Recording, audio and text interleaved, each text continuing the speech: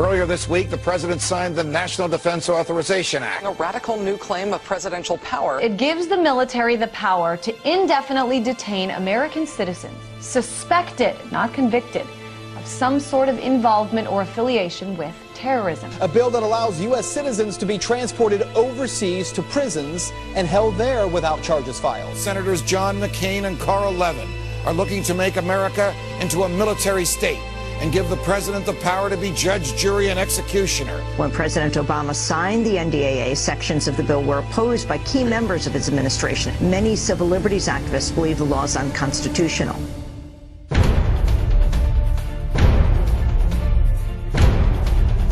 What this bill does is it takes a wrecking ball to the United States Constitution. It explicitly says that he has the authority to target American citizens because he believes they're bad people. The government is claiming the power under the Afghanistan Authorization for Use of Military Force as a justification for entering American homes to grab people, indefinitely detain them, and not give them a charge in a trial. Individual, no matter who they are, if they pose a threat to the security of the United States of America, should not be allowed to continue that threat. And when they say, I want my lawyer, you tell them, shut up. Your time is expired. Get a lawyer. You're an enemy combatant. There may be a number of people who cannot be prosecuted for past crimes. In some cases because evidence may be tainted, but who nonetheless pose a threat to the security of the United States. There is one thing and one thing only that is protecting American citizens, and that's our Constitution. Is a baseball stadium more important than liberty? Are liquor licenses more important than due process? Please know what will come your way. Death, detention, prosecution. It is time to stand, to peacefully bring about a revolution.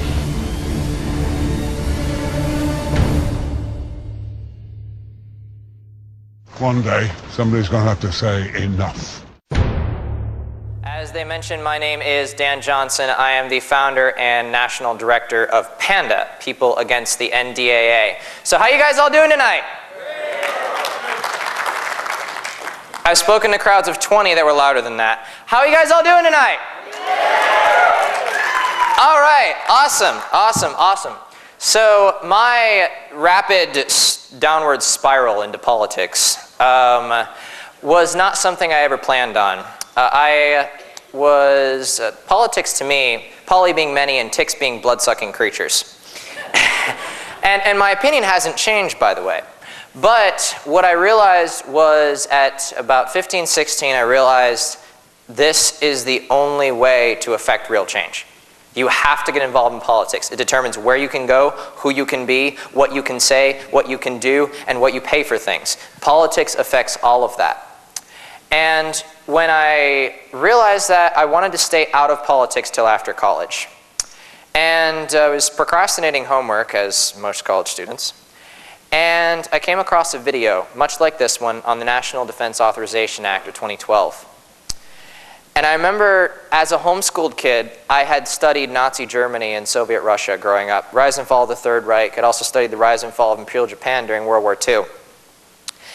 And I remember thinking, wow, this is the exact same thing that they did in Nazi Germany.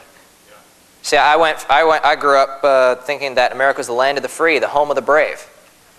And to see this, what I thought originally was the 1933 Enabling Act turned out to be, if you take the Decree for the Protection of People in State of the Third Reich, which is also known as the Reichstag Fire Decree, and you take the 2012 NDAA and the Patriot Act, and you take the original Weimar Constitution, German Constitution, and see what portions of that the Reichstag Fire Decree violate, and you take the US Constitution, what portions of that the Patriot Act and NDAA violate, they're identical.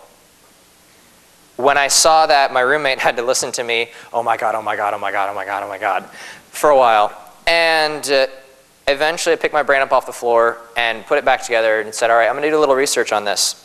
Did research, realized just how dangerous this really was, And then in late January 2012, I decided to fight it. January 29th, we founded PANDA, People Against the NDAA. Our first action was to go to my city council. I figured, a law that allows the military to detain you indefinitely without a charge or trial, this should be a piece of cake.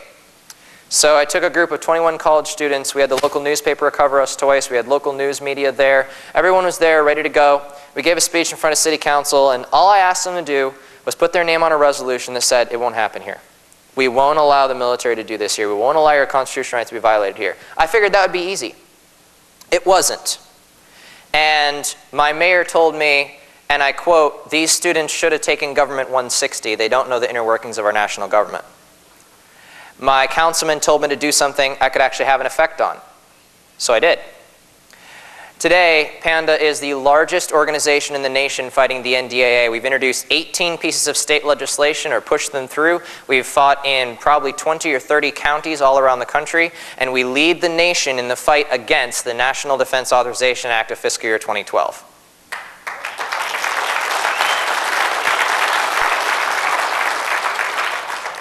So that's what I'm going to get into today, and we're going to go through what is it, how is it bad, does the NDAA undermine your constitutional rights, and finally, what can and should you do about it. So, what is it? The NDAA, or National Defense Authorization Act, is just that. Usually it funds our national defense. Usually it funds our military. It ensures military families have money to keep going as their loved ones are overseas. It ensures our troops have the material and weapons necessary to defend this country. However, although that's great, hidden inside this latest, or one of the latest NDAA, 2012, are sections 10.2.1 and 10.2.2. In a nutshell, these sections authorize the indefinite military detention of any person, including an American citizen, and the application of the laws of war on American soil to anyone, including American citizens anywhere in the world. Note, without charge or trial. It passed in the U.S. Senate 93-7, in the House 283-136, and was signed by the President on New Year's Eve 2011. So, the NDAA of 2012 takes authority from the 2001 Authorization for Use of Military Force, or AUMF. Now, everyone familiar with the term war on terror? Okay? This law was our pseudo official launch on the war on terror. This essentially launched the war on terror. So what does it say? In general, the President is authorized to use all necessary and appropriate force against those nations, organizations, or persons who planned, authorized, committed, or aided the terrorist attacks that occurred on September 11, 2001, or harbored such organizations or persons, in order to prevent acts of international terrorism here on U.S. soil. Now, it's dangerous enough that we're giving the President the authority to determine who's a terrorist. However, the AUMF at least had the key that they had to tie you to 9/11. They had to tie you to a past event. Just like our justice system is supposed to work. You commit the crime, you're innocent until proven guilty, we prove you guilty, and then you're convicted of the crime. However, the 2012 NDAA changes all of that. Has anyone ever seen the movie Minority Report with Tom Cruise? Okay. In this movie, for those of you who haven't seen it, I highly, highly recommend it. In this movie, Tom Cruise plays a police officer in service of the local regime. And he's playing with all the high-tech toys, and as you expect in a futuristic movie. But one of the things he is supposed to do is arrest people before they commit a crime. So he sees videos on his screen of violent crimes about to be committed, and he goes up and he arrests these people. As he finds out later in the movie, none of those people were going to commit a crime. All of them were enemies of the regime. That's the danger of pre-crime. The 2012 NDAA is pre-crime. Section 10.2.1b2. A person who is a part of or substantially supported Al-Qaeda, the Taliban, or associated forces that are engaged in hostilities against the United States or its coalition partners, including any person who has committed a belligerent act or directly supported such hostilities in aid of such enemy forces. Here's the difference. The AUMF and NDAA 1021b1. Now these are identical essentially. They have identical authority because the NDAA pulls its authority from the 2001 AUMF. But the difference is in 1021b2, where we looked at any person who was a part of or supported Al-Qaeda, the Taliban, or associated forces versus any person who planned, authorized, committed, aided, or harbored the terrorists perpetrated 9/11. And those who are engaged in hostilities against the U.S. or its coalition partners who committed a belligerent act or directly supported such hostilities in aid of such enemy forces. Notice, planned, authorized, committed, aided, or harbored, most of those are you actually committing the act. On this side, however, support is used over and over and over again. How is that dangerous? So, to recap, what does it change? The targeting profile. Imagine with the war on terror, you have a loaded gun pointed at Iraq and Afghanistan. The gun doesn't change, but with the 2012 NDAA, it now points at the United States and American citizens anywhere in the world. That changed the targeting profile. Countries being protected, we're adding coalition partners. Usually when the United States makes a law, it's for US citizens and for us here in the United States. Usually when Congress makes a law, it's exactly who it applies to. However, now we're protecting coalition partners. How many know we've been coalition partners with Iran before? Okay? So if you supported Iran back then, and they're considered an enemy now, does that mean you directly supported an enemy of a coalition partner? See? So coalition partners can change. Time frame. No longer are you required to commit the crime first. Belligerent act does not refer to a section of US code where there's already a crime. It's just a belligerent act, whatever that may be. So it goes from a policy of retribution to a policy for a war on terror. So, terrorism. Terrorism is a method, or it's an emotional reaction, neither of which you can legislate out of existence. If Congress, and I'm sure that the mainstream media would support them with this, but if Congress passes a law banning all sadness, you from now on, people of America, you cannot be sad. Would that work? Of course not. It couldn't control an emotional reaction. So, if Congress passes a law banning terror, what are they trying to control? Exactly. Second, it's also a method.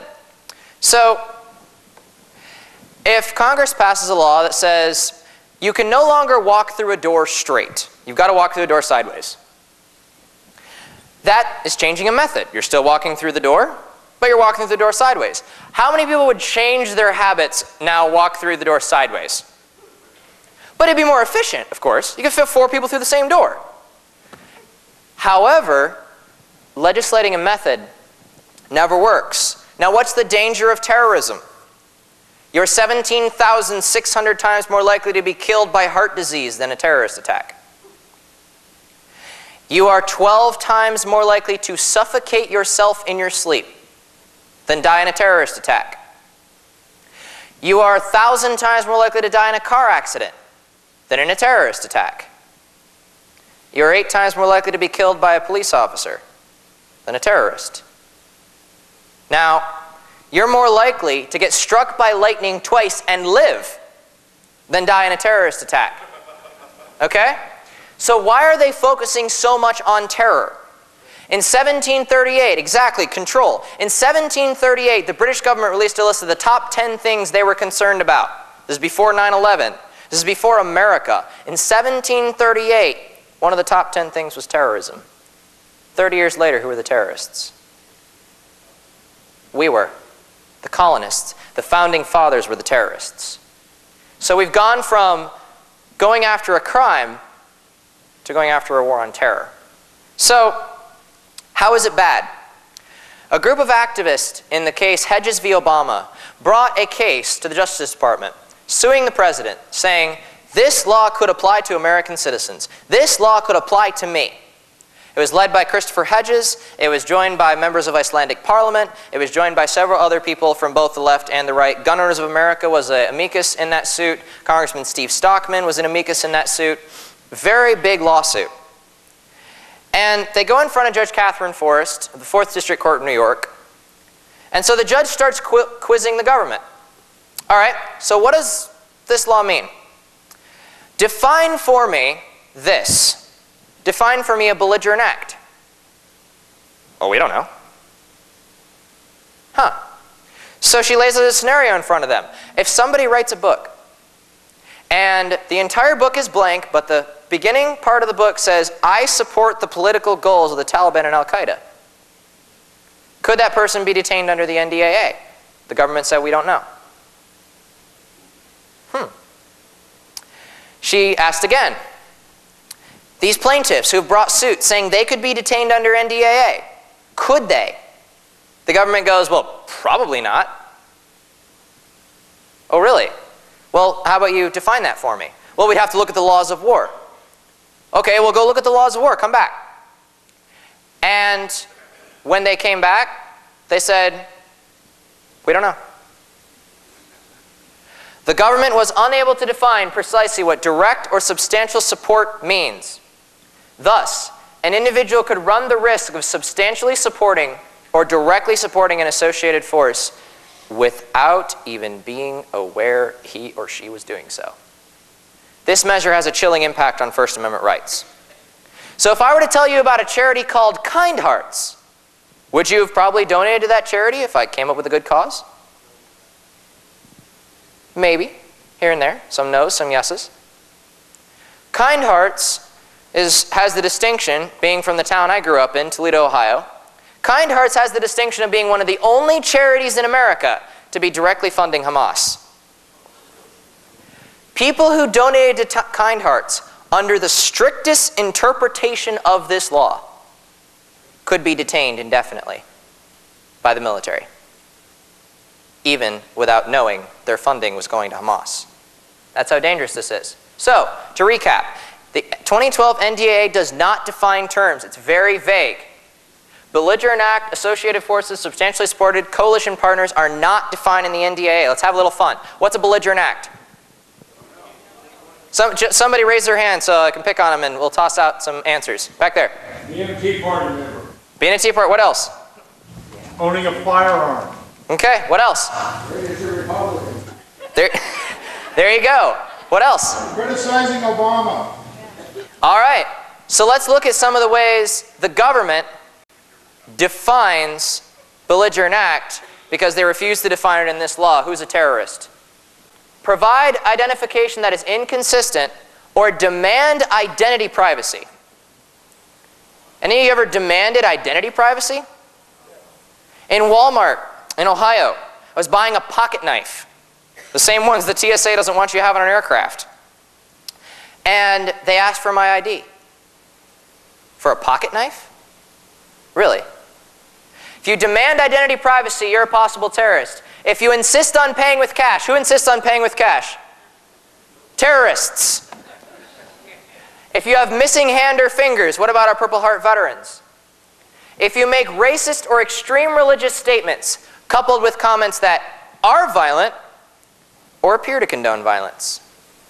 What's the funny thing about appearance has nothing to do with your intent. So if I say I'm going to throw this pointer at the audience, doesn't actually mean I'm going to throw it at you guys. But somebody walking by could say, oh, well, that appears to be a violent act. You don't have to want your comments to be violent, but they indeed could be nonetheless.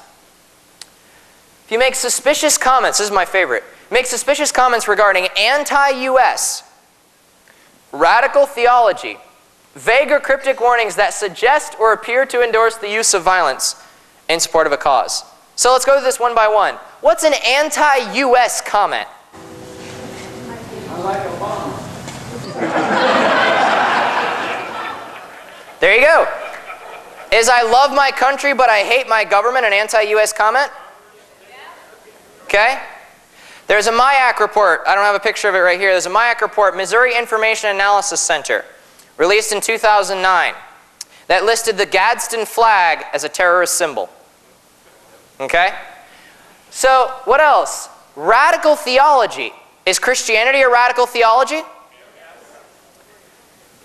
I should report you all as terrorists. Vague or cryptic warnings. Oh boy. So, what's the problem with a vague or cryptic warning?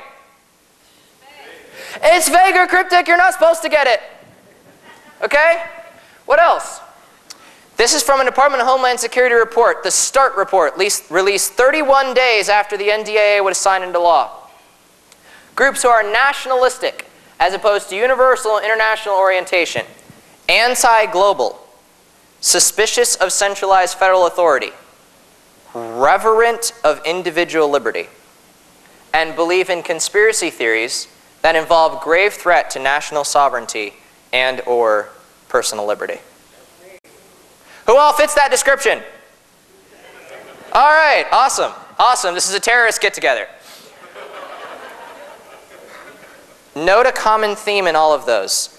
Let's replace liberty, federal authority, and conspiracy theories with the Communist Manifesto, the Democratic Party, and the Agenda 21. The common theme in all of those is suspicion, reverence, and belief. All of those are thoughts. That's thought crime. They said it could never happen here. Single issue. Groups or individuals that obsessively focus on PANDA, very specific or narrowly defined causes, PANDA, or this category includes groups from all sides of the political PANDA spectrum. So, my organization, according to this document, is a suspected terrorist group. What else? This is from a meeting called Police Discuss Terrorism at the White House. They brought 2,000 of your police chiefs to the White House to discuss how to best fight terrorism. What did they come up with? There's a Time magazine article on this. That article has since been taken down. The only thing we have left of it is this screenshot. People likely to commit violence speak against their government. I know of another nation that punished speaking against the government. Soviet Russia, Penal Code 38. Speaking against the communist regime was immediate exile or imprisonment. They blame the government for their perceived problems. Number one, you have no problems. They're all in your head. They're all perceived. Number two, for those non-existent problems, if you blame the government for them, you are the terrorist. Unusual or extreme actions that catch the attention of others. Active online to show extreme views, / connect with others. Legally is very important. / means or. Anybody ever sent an email? 12 people. Anybody ever sent an email? You are now in the group of terrorists. And in fact, the military released a document that if you aren't sending emails, you're a terrorist. So that kind of sucks.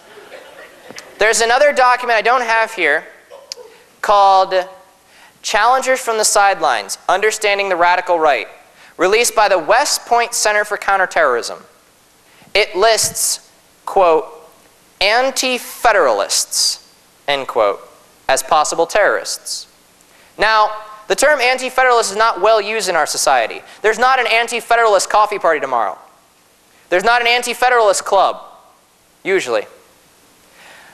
The anti-federalist specifically refers to the people who wrote the Bill of Rights and insisted it be in the Constitution. When they're calling anti-federalists terrorists, they're being very specific of who they're going after with laws like this. So let's go back to the language. Okay. Indefinite detention is the punishment. If you don't understand this law, indefinite military detention or execution or torture, all allowed under the law of war, are your punishment. Now, if you're driving along the road and the speed limit says, guess, and you break that, and instead of getting a ticket, you get hauled off to Guantanamo Bay, you have a picture of what this law is like.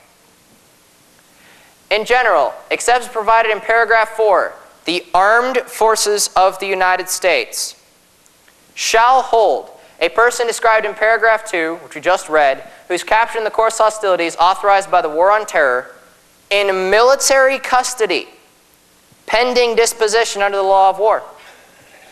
This isn't your local sheriff. This isn't your local policeman. This isn't the county jail. This is the military picking you up and putting you in military custody. Do we really want to give the president that kind of power? Does the Constitution authorize the president to have that kind of power? Absolutely not. So does the NDAA undermine your constitutional rights? Absolutely. The NDAA, the 2012 NDAA, these particular sections, in virtue of number of provisions of the Constitution they violate, is the most dangerous law ever passed in America. Now, we had executive orders like this, which I'll go into in a minute, but the most dangerous law passed by your Congress in terms of the number of your constitutional rights they violate is this one. When we counted, I haven't looked at the California Constitution, but when we counted the Oklahoma Constitution plus this one, between the Oklahoma Constitution and the United States Constitution, it violates 25 provisions. So, here's a short list. Article 1, Section 9, Suspension Clause. Suspends habeas corpus without actually saying it's going to suspend habeas corpus. Article 3, Section 2, Grand Jury Indictment. If you're going to be held without trial, you're not going to get a grand jury. Article 3, Section 3, Treason. This is interesting. Treason shall only exist in levying war against them or in giving aid and comfort to their enemies. When Congress declares America a battlefield, as Senator Lindsey Graham put it, the world is the battlefield, including the homeland. When Congress makes America the battlefield, you the enemy, and applies the laws of war here at home, have they not declared war on you? That, in itself, is violation of the Treason Clause, because they should be hauled into court right now. First Amendment, free speech. If you're a reporter, and you know that, let's say I'm on the suspected terrorist watch list, I probably already am, but let's say I'm on there, and you know you can be indefinitely detained without a charge and without a trial for substantially supporting associated forces of terrorism. You hang out with me for a day, you go the next day to write an article, are you more likely to write a positive article or a negative one? Exactly. It chills free speech. Even if this law is never used, the fact that it's on the books chills your journalist's free speech. Second Amendment, right to bear arms. Several of these documents that I had up there, the first document I had up there is a document from the FBI and Bureau of Justice Assistance. This document in different forms is given out to new business owners all across the country. I wouldn't be surprised if they start to make it mandatory to hold. And one of the documents says those who have multiple weapons are possible terrorists. Those who buy weatherproof ammunition, possible terrorists. Senator Rand Paul on the Senate floor in 2011, those who have more than 7 days of food, possible terrorists. If that doesn't violate your right to bear arms, I don't know what does. Fourth Amendment, to be secure in your persons and papers. If they're taking you, you're not secure in your persons and papers. Sixth Amendment, speedy trial. Eighth Amendment, cruel and unusual punishment. 14th Amendment, right to due process in the states. All of these as a short list are violated by the 2012 NDAA, a law you probably never heard of. Even though the 2012 NDAA violates at least 6 amendments of the Bill of Rights, that's not the most dangerous part of this law. The most dangerous part of this law is hidden in the part we looked at before. The armed forces of the United States shall hold a person described in paragraph 2 as captured in the course of hostilities authorized by the war on terror in military custody pending disposition under the law of war. Doesn't say under the Constitution, does it? How many veterans we have in the audience? You're familiar with the UCMJ, laws of war. You're going to get a court-martial, not a civilian trial, right? The difference between that and the Constitution is unimaginable, especially in this case. Here's why. International laws of war were invented, the Geneva Conventions. They covered 2 classes of people, combatants and non-combatants. You're a combatant, you wore a uniform, you're under a command structure. You're a non-combatant, you're a civilian. Very simple. Yet, in 2001, the Bush Justice Department decided that they wanted to create a new class out of thin air. They called it unlawful enemy combatant. This class was used to torture the possible 9/11 hijackers in Guantanamo Bay. because it has all the pains and penalties of the laws of war, but none of the protections. The laws of war typically prohibit torture. They typically prohibit execution without a trial. Yet, this category of the law of war has none of the protections. And then the Council on Foreign Relations, in 2007, I believe, got together and looked at that name and said, well, with an unlawful enemy combatant, you can only pull from the combatant category. You can't pull from the non-combatant category. So we advise you to change it to unprivileged enemy belligerent. Congress did in 2009 with the Military Commissions Act, and then in 2011 we executed Anwar al-Awlaki, an American citizen in Yemen, and 2 weeks later his 16-year-old son.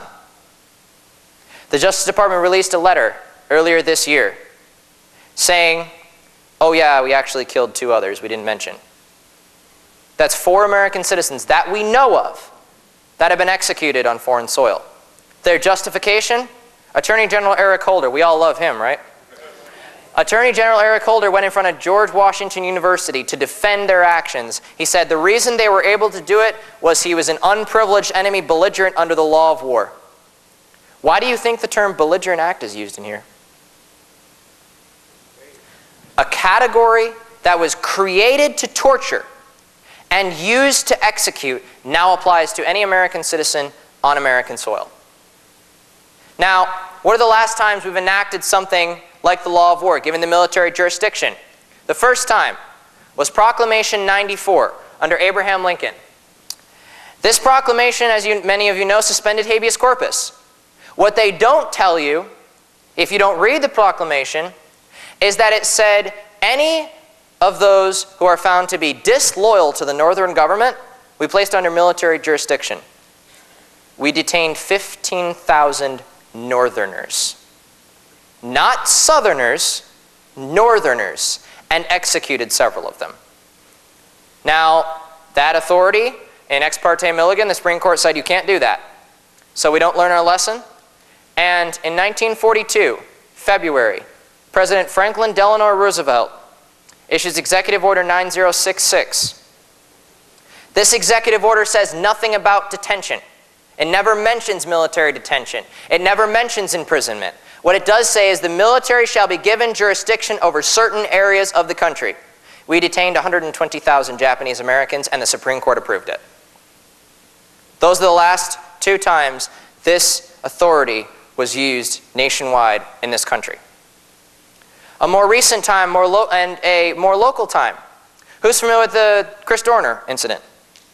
Chris Dorner, the ex-LAPD, I believe, cop.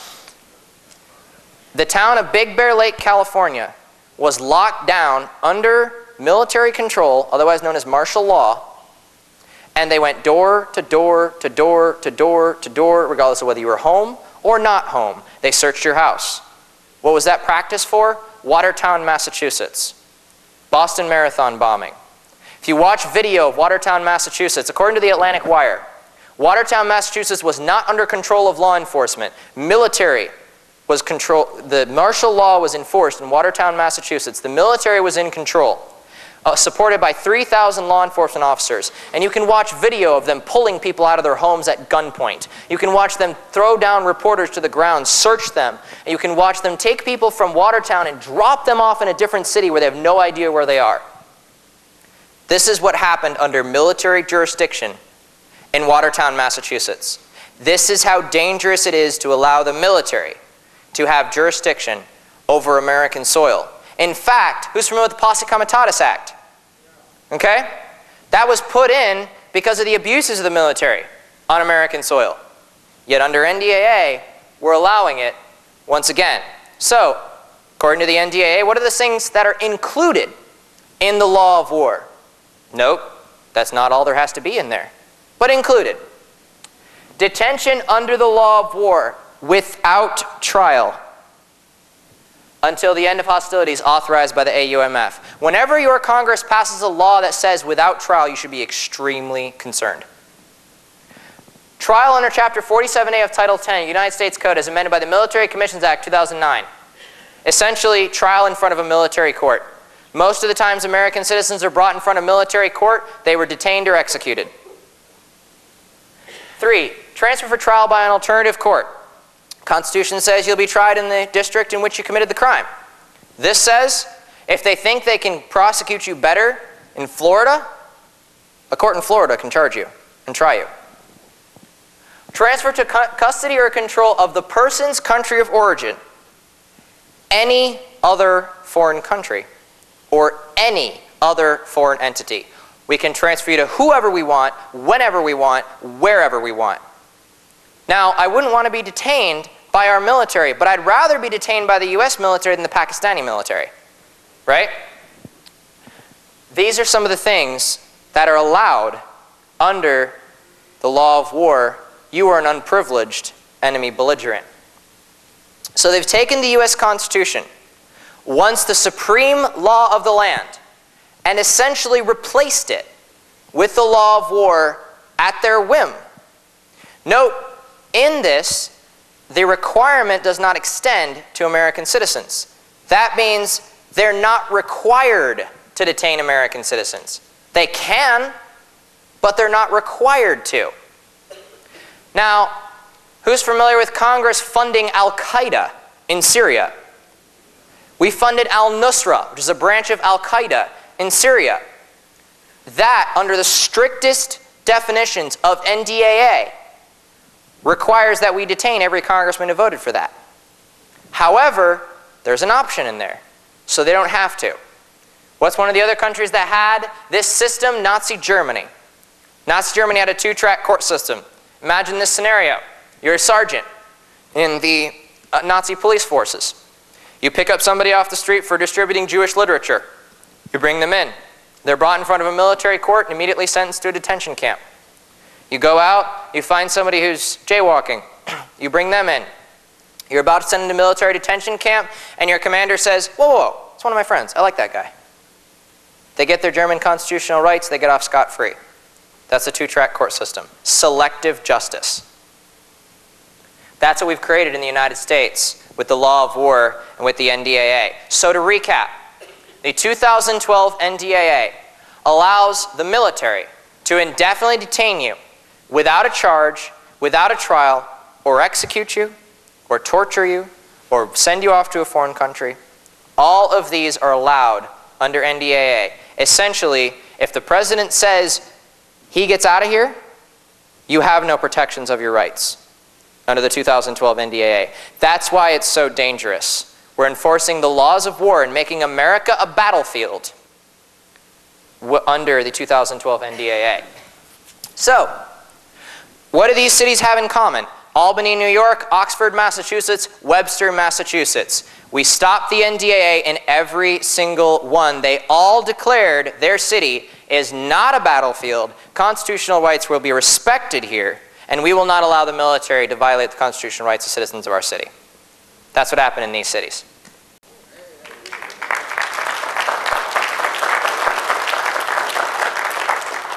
So I want to go through how to fight back. I originally designed PANDA as a centralized organization. I didn't want to, but I didn't see any way around it. You needed the structure to carry forward. You need bureaucracy to keep managing things. And I was approached by a man from Freedom's Phoenix. And he said, you know, so you're building a big collective, and your big collective is going to beat their collective, and collectively, you're going to fight collectivism. Kind of thought about that for a second. And since that point, we've spent several months developing what we call the Take Back the Town campaign. We have fought, as I mentioned before, in state legislatures. The average response from the state legislature is what we got in Wisconsin. The leader of the Wisconsin Republican legislature said, if any legislator in Wisconsin State Senate or State House introduces or supports a bill to stop this, they will be pulled from the Republican Party's funding. We will not support them next election. Okay? This is what we got in state legislatures all around the country. And I'll talk, and I want to talk a little bit about your state legislature. There you go. Yeah, State Jefferson. There we go. In your state legislature, they introduced a bill called Assembly Bill 351. Now, Assembly Bill 351 was supposedly the be-all, end-all stop NDAA bill in California. We contacted the sponsor because it had more holes in it than Swiss cheese run through an electric drill. The sponsor was Tim Donnelly. And we talked with the sponsor for a little while. We said, all right, we'll fix a few things. Here's our analysis. Here's what you need to do to strengthen up this bill. He took 2 of our suggestions, and then another organization came in and refused to take any more of ours. And AB 351 in California, as a states' rights bill, AB 351 flew through Senate committee, flew through the Senate, flew through the House with only 1 vote against it, and was signed by the governor recently. It was not anything but warm and fuzzy legislation. It gave you warm and fuzzies inside. So that's why we've moved from state legislatures down to cities, down to counties, down to towns. Every one of your town officials takes an oath of office to the Constitution. Every one of your county officials take an oath of office to the Constitution. Therefore, they all have just as much of a responsibility to protect your rights as your congressman and as your state representative. Under the doctrine of allegiance and protection, which has been around forever, one of the reasons we revolted against the British was the king pulled his protection and we pulled our allegiance. Your representatives do not take an oath to a document.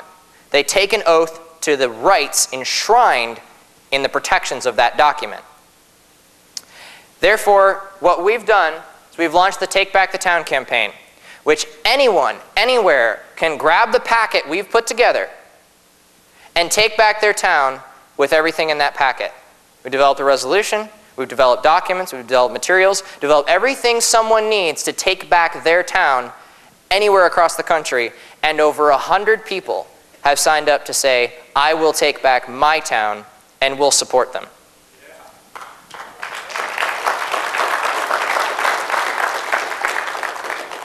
So there are 3 steps and a 3-step cycle.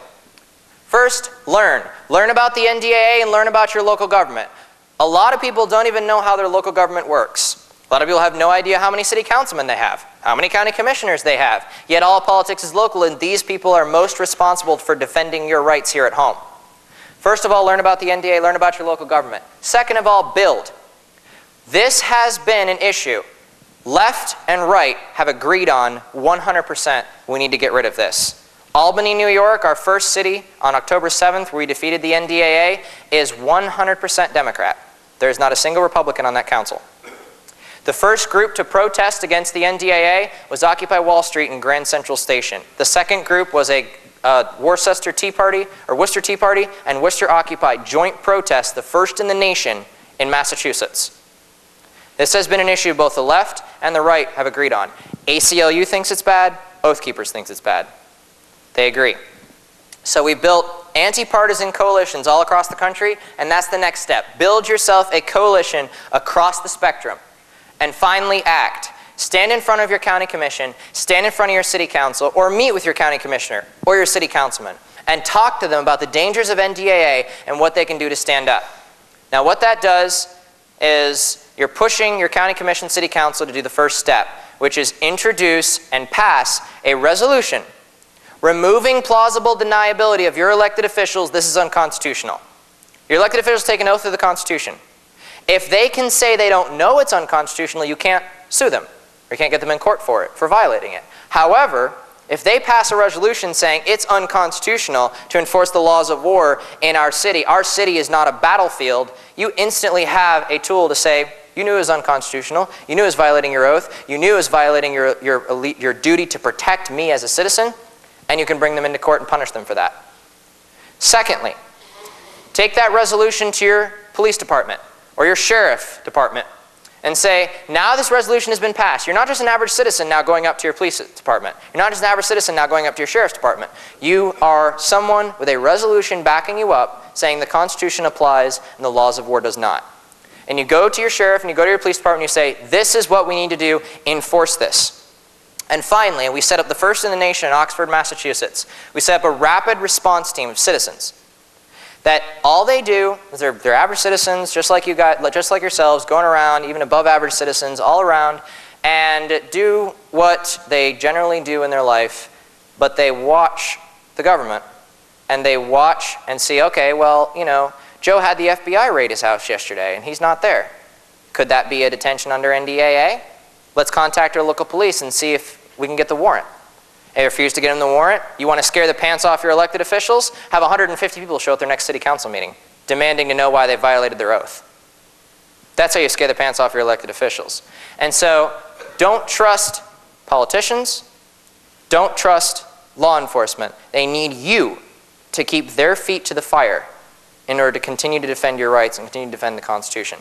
That's our three-step process to stop the NDAA. If you have notes, if you have a note paper or notepad, and you're writing things down, pandaunite.org/takeback allows you to get this packet. Or just Panda Takeback. I have 15 CDs. For those of you who are really serious about taking back your town, taking back your city, and taking back your county, there are about 15 or so CDs back there with a sign-up sheet noting, all right, phone, email, so we can contact you if you need some help. And that has everything you need to take back your town. Now, I didn't get in this to take words off of a piece of paper. I didn't get in this because I wanted fame or glory. I got in this because, as we put a statement out on our website originally, I don't want military members with AR-15s, M16s standing outside my son's bedroom or my daughter's bedroom. I want to be able to look the next generation in the eye, 3, 4, 5 years old, someone who hasn't lost their innocence yet. I want to be able to look them in the eye and I want to be able to tell them you're free. I can't do that today. I was in Coos County, Oregon, and a lady came up, Mary Jedry. She was the head of the local progressive newspaper out there. She spoke beside the Oath Keepers. She talked about how her son was in Iraq and was injured, came back as a wounded war veteran. And she read off the poem of the unknown soldier. And she asked if the unknown soldier came back today, was his sacrifice worth it? Would he see the freedom and liberty he fought for rising in this country?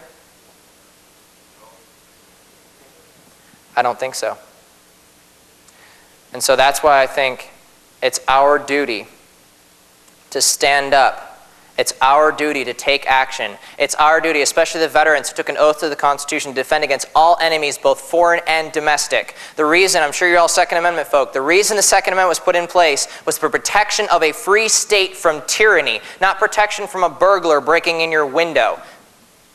We need to protect our cities, our counties, our states, and our nation from tyranny. It's going to take every one of us as individuals to stand up and say, I've had enough, and go to their local government. One of the things, I'm sure you're familiar with the protests in Egypt, right? Who's familiar with the protests in Egypt? Largest protests in the history of the world. 7 million people in the streets. Yet, the first time Egypt protested, they kicked Mubarak out. Who did they get?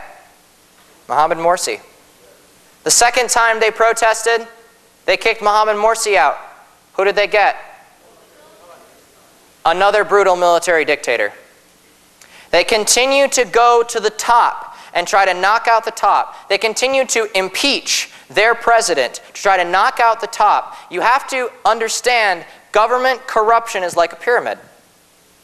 If you go to the top and knock the top off, the federal government, or the follow the money, banking cartel, federal government, state government, local government, your local bureaucrats, you go to the top, you knock the top off, all someone has to do is walk up that pyramid, press a new top on. But if we take brick by brick by brick by brick by brick by brick out of the bottom of that pyramid and we reach 51%, eventually that pyramid will crumble. Today, you have an opportunity. We're providing all this material free of charge. Today, you have an opportunity to start to take back your towns and your cities and your counties and your states, because my town is not a battlefield. Your town is not a battlefield. Your city is not a battlefield. And we need to make that known to every tyrant in D.C. that our cities, our towns, our states, our communities, and our country is not a battlefield, and we will take it back. Thank you very much.